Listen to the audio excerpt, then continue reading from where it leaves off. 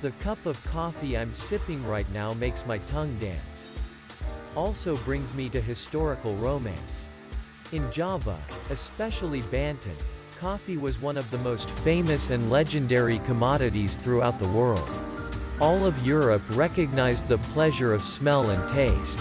The popularity coffee from Indonesia brought up the term cup of Java. The beauty and glory of Javanese coffee is summed up in a cup of coffee.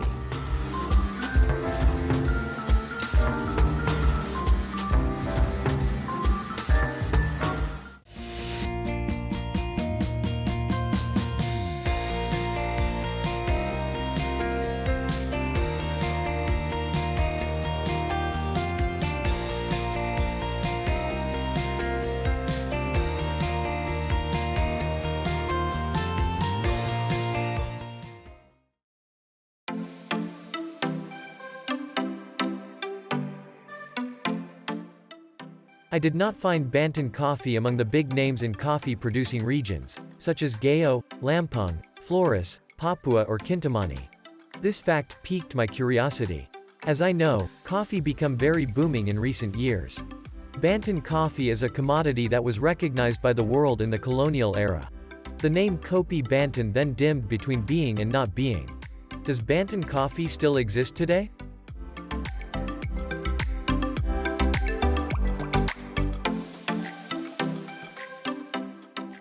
In the corners of the cities of Banten sprung up many cafes. There are small cafes, Angkringan, and there are also large cafes with high prices and complete facilities. Even though these cafes are rife everywhere, almost all of them get their coffee from outside Banten. No real Banten coffee.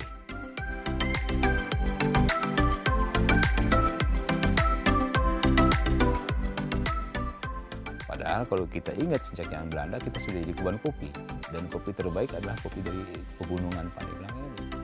Tetapi silahkan Anda cari ke kafe di mana saja di Banten, tanya, ada nggak kopi lokal? Kecuali Anda di warung kecil baru ada kopi lokal, ya kan? Yang dari Rangkas Bitung, macam-macam mereknya, sasetan segini, murah meriah, bisa dibawa kemana-mana. Dan kopi mereka kebanyakan dari tempat lain. Saya mencoba untuk mengangkat lagi semangat petani kita. Tanam lagi, petik lagi, tapi yang benar. Tanamnya yang benar, pelihara yang benar, petik yang benar.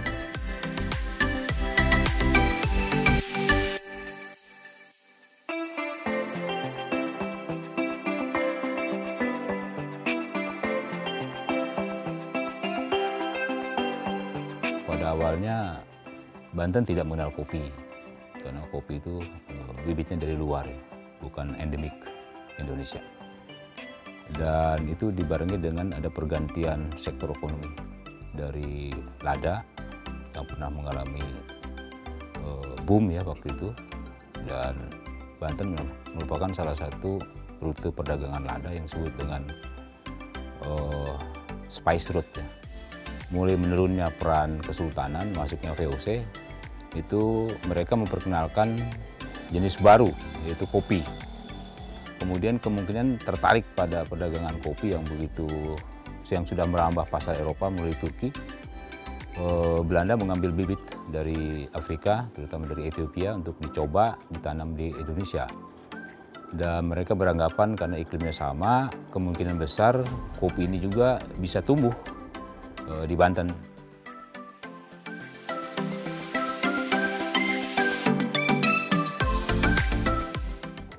Pada sekitar tahun 1700-an itu VOC mulai bangkrut, kemudian banyak sekali perusahaan partikelir ya, swasta masuk ke industri perkebunan. Ada kopi, ada karet, teh termasuknya. Dan Banten merupakan salah satu daerah sasaran untuk penanaman tanaman industri, yaitu kopi.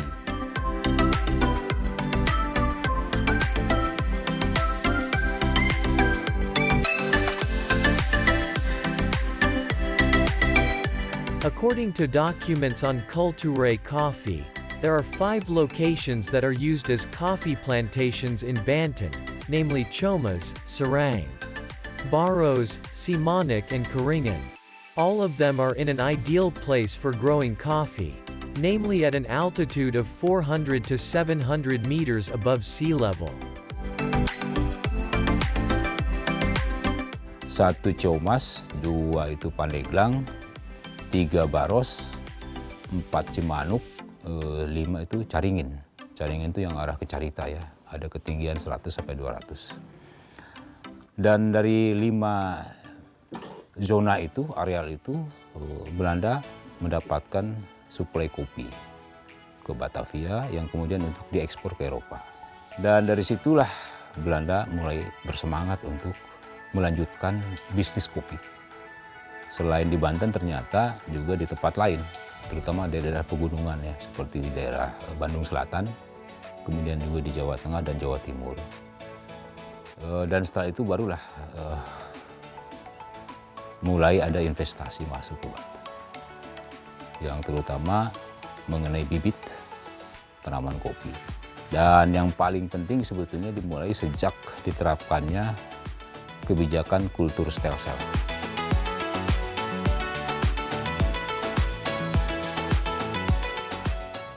The trend in Europe and the world at that time was the emergence of coffee as a secondary beverage equivalent to tea and wine.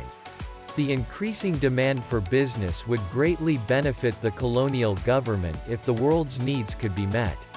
So coffee cultivation was implemented in Indonesia. Cultuurstilsel, which in the Dutch understanding is plant cultivation, has shifted its meaning to forced cultivation.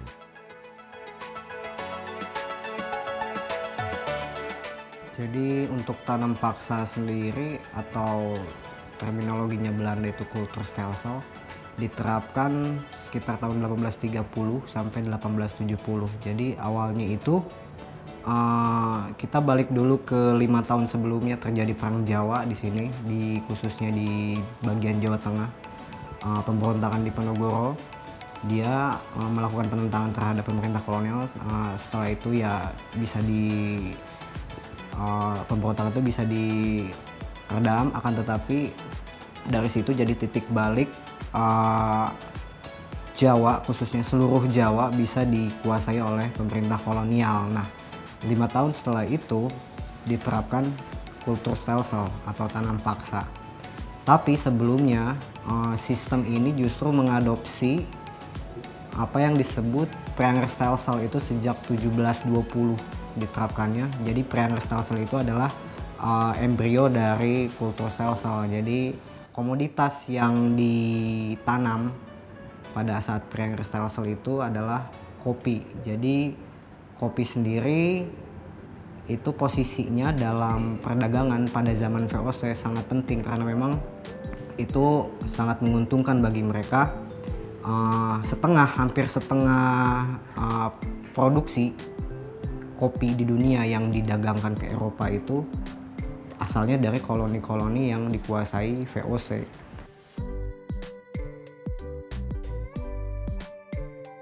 At that time, the quality of coffee from Gunung Karang, Purwasari and Hasiapan Pandeglang was the best coffee. In quantity, Banten's coffee production did not as expectations, and even led to bankruptcy. Bankruptcy caused these private companies stopped coffee production in Banten. Kebanyakan kopi itu ditanamnya di batas kebun mereka, kemudian juga di batas jalan mereka, sementara di tengahnya untuk tanami taman pangan. Waktu itu pangan agak susah, sehingga di dalam catatan Belanda juga dikenal pagar kopi. Kita menyebutnya sekarang kopi pagar.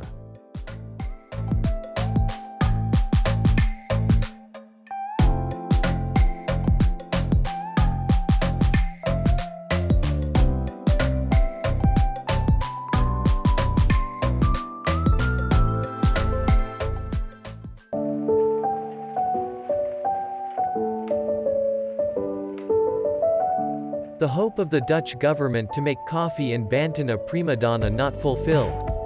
In fact, the value of coffee production in Banten is getting longer drop. At the beginning of the planting period in the 1950s there were about 400,000 coffee trees planted. But within 10 years the coffee tree only 2,000 trees left. With the reduction in the number of trees, the production coffee produced is also much reduced. Initially the amount of 19,000 pickle which sent to Batavia and Europe, then there were only 8,000 pickle just. Yang kita tahu ada semacam keputusan ya Stadtblad tahun 1857 untuk menghentikan tanaman kopi. Ini seperti ada pengulangan sejarah. Sultan pernah menghentikan tanaman lada, ditebas semua karena ternyata lada menimbulkan konflik di antara penduduk dan juga orang asing dan menyebabkan perang-perang. Nah, kemungkinan kopi bukan itu, tapi ada semacam penurunan, ada semacam ekspektasi yang tidak terpenuhi dari bisnis kopi di Banten ini, tapi tidak tahu di tempat lain. Kayaknya tempat lain masih terus. Ya. Dan ekspektasi itu kemudian membuat mereka membuat kebijakan, hentikan saja tanaman kopi, khususnya yang ada di Serang dan Pandeglang. Karena mungkin disebabkan oleh tingginya transportasi. Kemudian disebabkan oleh kurangnya lahan, kebanyakan lahan pegunungan. Di sini mungkin pada masa itu masih banyak binatang buas ya. Tahun 1820-an memang kopi pernah dibudidayakan di Lebak.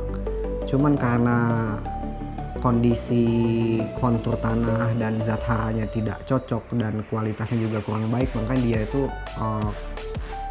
pamornya kalah dengan kopi-kopi yang dihasilkan dari Priangan. Makanya setelah mendapatkan hasil yang seperti itu, budidaya kopi di wilayah Banten, di selatan Banten tidak dilanjutkan kembali. Memang belum banyak ditemukan sumber-sumber penting apakah semenjak 1820-an itu kopi masih dibudidayakan sampai sepanjang setelah 1820 atau tidak gitu. Nah, memang di situ terdapat kekosongan periode di rentang 1820-an sampai sekarang gitu. Dan kebijakan berikutnya di Lebak justru dibolehkan kopi dikelola oleh swasta. Jadi para investor dari Batavia menanamkan modalnya untuk membuka lahan kopi di Lebak meskipun tidak terlalu ideal tempatnya karena kurang memenuhi persyaratan iklim ya. Dan sampai sekarang jejaknya masih ada. Industri kopi di Lebak hingga Kasbi itu masih ada untuk memproduksi beberapa kopi lokal, terutama jenis Robusta. Dan Belanda sendiri sebetulnya sudah mengalami beberapa kali kerugian. Yang pertama, bibit pertama yang dibawa ke sini kan Arabica. Kemudian Arabica hancur disebabkan oleh penyakit daun. Waktu itu belum dikenal apa itu pupuk, apa itu anti hama ya. Kemudian diganti dengan Liberica. Liberica juga kena penyakit daun. Akhirnya Belanda menemukan jenis kopi yang bandel, yaitu Robusta.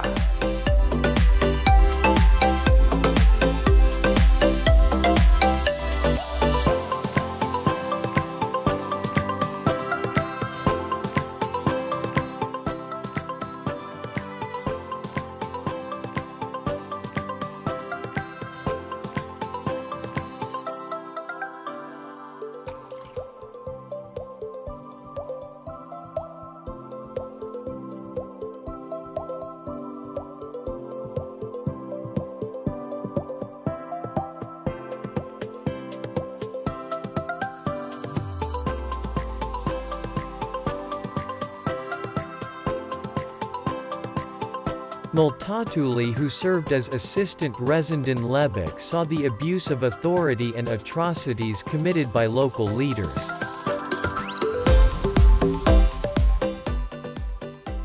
Multatuli kan mengkritik praktek kolonialisme tanam paksa yang ada di Hindia Belanda itu karena praktek itu tidak adil. Multatuli itu menyampaikan kalau mau berbuat adil, suruh menanam yang jelas. Kalau sewa tanah gitu ya. Ada prosedurnya gitu, sewa, kemudian kalau mau bagi hasil yang jelas. Misalnya 50% gitu ya. Tapi ini tidak gitu. Mereka para petani itu dipaksa untuk nanam kopi, tapi hasilnya diangkut semua ke Belanda. Dengan mengambil keuntungan, sedikit keuntungan dari tanah yang kita miliki, yang mereka miliki, para petani miliki, untuk menanam apa yang laku di pasaran Eropa. Dan mereka hanya dikasih sedikit untuk bisa bertahan hidup saja asal tidak mati. Bagaimana untuk memperoleh keuntungan praktek sistem tanam paksa itu, Multatuli menjelaskan, yaitu dengan cukuplah memegang pemimpin-pemimpin lokalnya saja. Oleh karena itu, maka sistem itu bisa berjalan karena pemimpin lokal memaksa para petani, para penduduk untuk nanam, kemudian hasilnya disetor ke para pemimpin lokal, kemudian disetor lagi ke pemerintah kolonial. Gitu. Dan apa yang didapat oleh para petani ya tidak ada.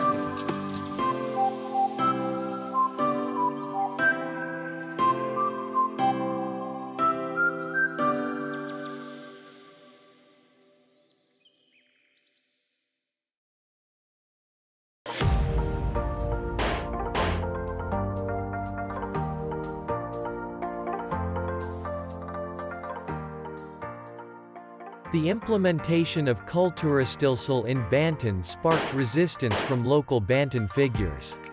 The Kulturstilsel rules, which look good on paper, suffer from irregularities in their implementation. The people were extorted for their strength, confiscated their property, and imposed high taxes, causing resistance. For example, the resistance carried out by Naimas Gampuran in Jasinga, Sikinde and Balaraja, as well as the resistance carried out by Haji Wakia in Sarang and Haji Wasid around Salegan.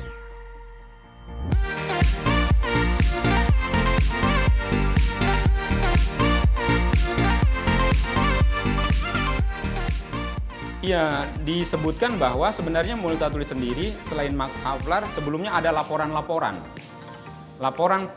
para pemimpin pendahulu Havelaar seperti Carolus misalnya sebagai asisten residen di Lebak telah melaporkan kejanggalan itu semua. Namun tidak bunyi gitu. Dan bahkan Carolusnya mati diracun gitu. Edward Douwes-Dekker menulis kecamannya itu dalam bentuk roman, dalam bentuk karya sastra yang lebih leluasa bergerak. Dia menyebutkan bahwa novel saya ini buruk, strukturnya berantakan, tidak teratur, penulisnya hanya mencari sensasi. Benar kata Multatuli di novel itu di bab 20, benar, semuanya ini benar. Tapi semua orang tidak bisa membantah bahwa orang Jawa dianiaya.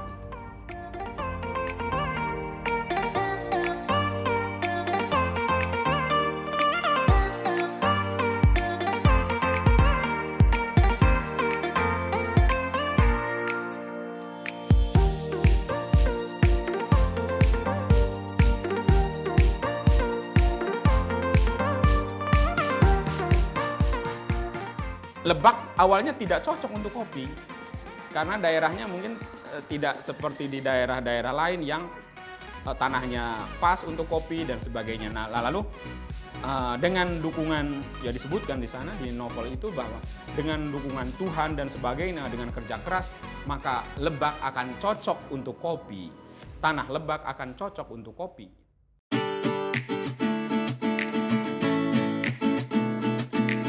The long history of Banten coffee is like a roller coaster that goes through the ages. Ever victorious, legendary and reckoned at the world level. Banten coffee seems to have disappeared amidst the hustle and bustle of the modern coffee industry. Banten coffee is either present or not. Currently, Banten coffee has found its passion again.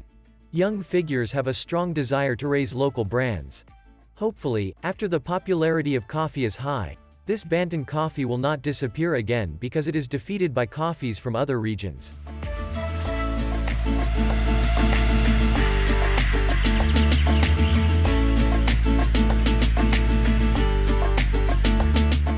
Dan itu kan hanya bahasa latar ya, setting di dalam novel. Akan tetapi di realitasnya memang sepertinya ada kekosongan ya. 1859 misalnya Multatuli sebagai asisten residen di Lebak menulis tentang Lebak, tentang lelang kopi maskapai dagang Hindia Belanda. Apakah di Lebaknya ada kopi? Secara teks sejarah sebenarnya ada gudang kopi, ada nama daerah namanya kebun kopi gitu ya. Akan tetapi memang belum menjadi komoditas utama.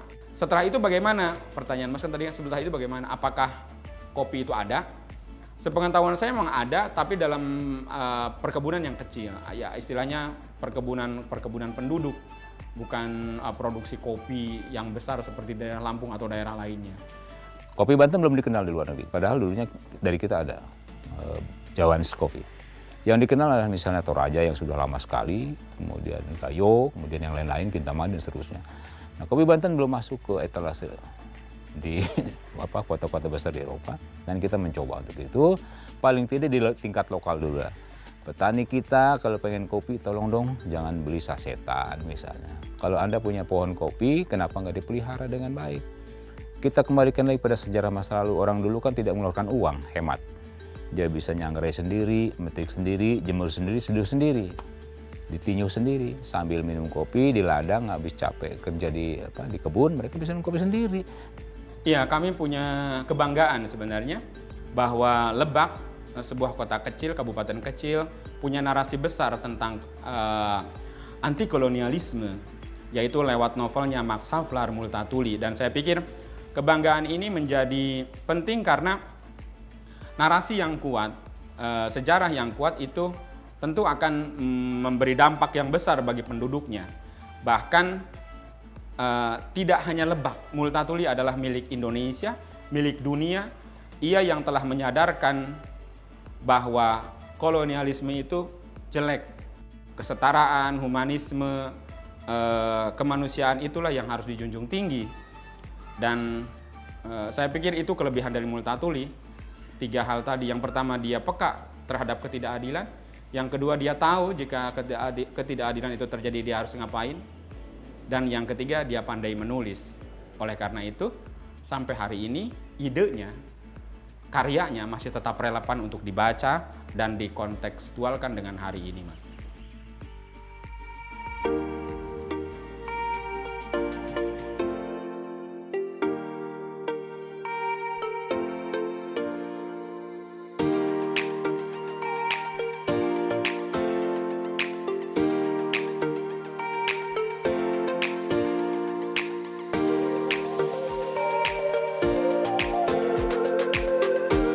Garda terakhir ya untuk menyajikan kopi terbaik kepada konsumen, sehingga konsumen tidak kapok minum kopi kita. Terserah Anda mau bikin merek apa, brand apa, tapi kopi lokalnya ada dong. Jadi setiap wisatawan yang ada ke sini berbahagia kalau ingin menemukan yang lokal, ya kan?